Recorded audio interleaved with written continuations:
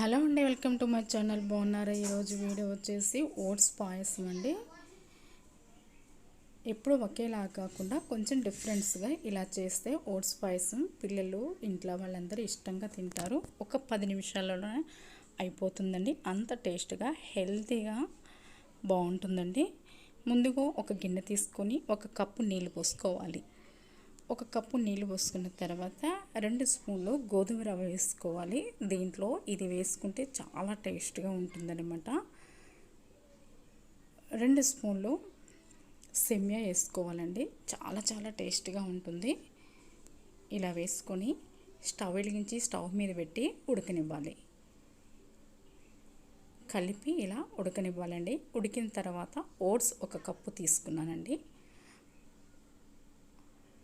Oats ఒక cup తీసుకొని ఉడికిన తర్వాత వెంటనే ఒక కప్పు పాలు పోసుకున్నాను. 2 కప్పుల నీళ్ళైతే ఒక కప్పు చిక్కటి పాలు పోసుకొని ఇలా ఉడకనివ్వాలి. ఇలా తిప్పాలండి.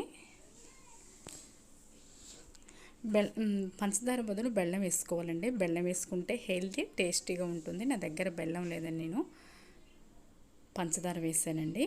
ఇలా పంచదార వేసి మొత్తం కలుపుకోవాలి.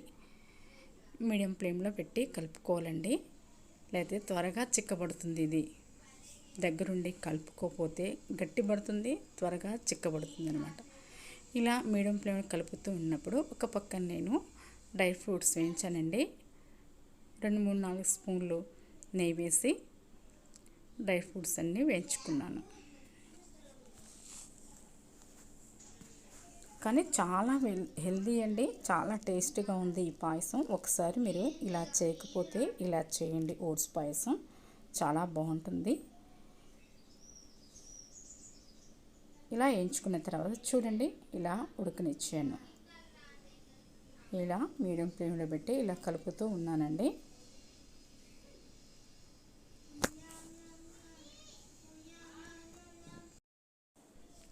ఇలా ఉడికిన తర్వాత పైన నెయ్యి వేసానండి. డ్రై ఫ్రూట్స్ కూడా వేయించి పక్కన పెట్టుకున్న వాటిని కూడా ఇలా వేసుకోవాలి.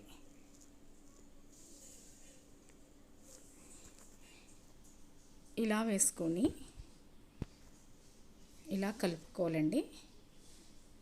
మనం వేడి అప్పుడే తినాలండి, లేకపోతే వెంటనే గట్టిపడుతుంది ఓట్స్ అనేది. చూడండి, ఇలా కలుపుకున్న తర్వాత